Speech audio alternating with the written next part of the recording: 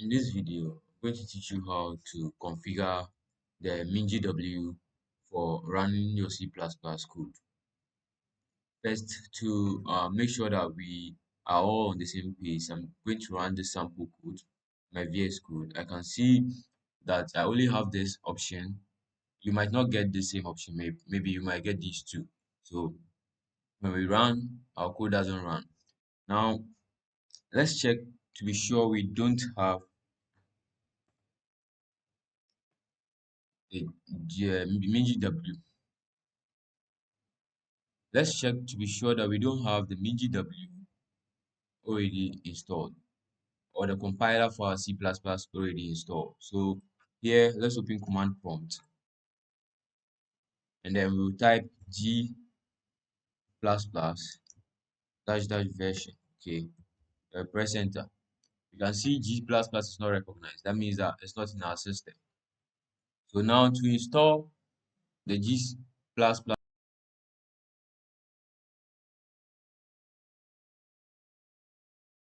or the web browser that you have, then type MinGW.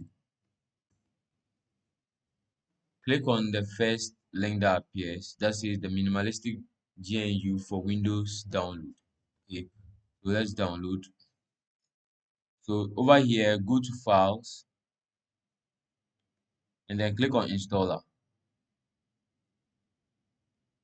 Then you download the MinGW setup here. So download by clicking on it.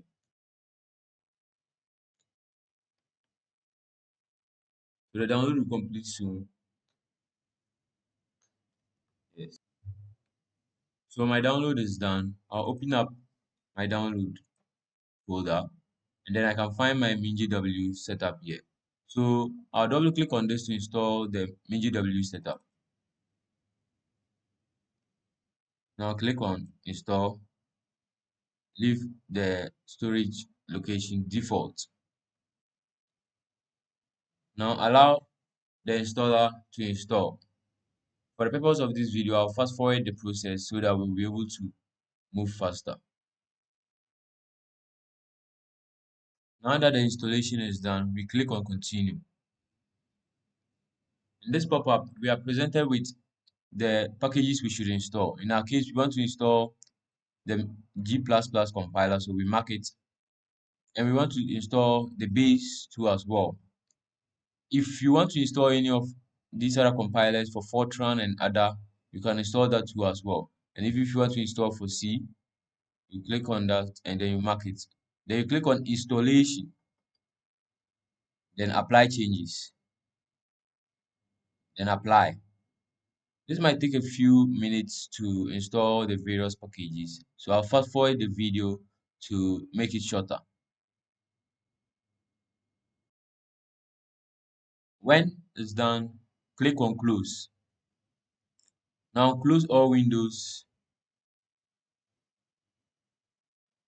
and now in our file explorer, let's go to our disk and then we can see the MinGW here. Now in the MinGW folder, there's a folder called bin. Open the bin folder, then copy the path to the bin folder.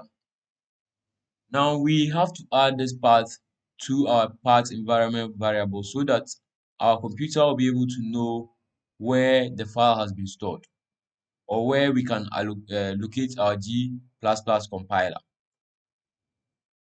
So now at your start menu, type env, env. You see edit system environment variables. Click on it. Then you go to environment variables. Then click on path. Now we create a new path. Then we paste what we copied. Then we press enter. Then we click on OK, OK, and then we click on OK. Now we want to check that our installation is complete and then our system can actually identify our G++ compiler. So we go back to our start menu, then we type command prompt, then we click on it. Now here we execute the command we executed earlier. So G++ dash dash version and press enter. Now we can see that our system actually identify our G++ compiler, meaning that now we are set to go. So let's go back to our VS Code. Now back in our VS Code, let's try to run our program. We can still see that we can't see our G++ compiler. This is because our VS Code was open when we did the installation. So we need to restart our VS Code. So we close it, then we open it again. So VS Code. All right. Now when we open it, we try to run, we can see our G++ compiler available. So we click on that.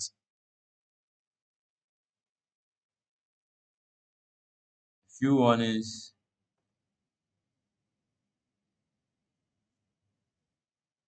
And voila, our program is ready for execution. So now we can see our executable file has been created. So we can come and run it by pressing /main dot execute exe. Then our program is running successfully.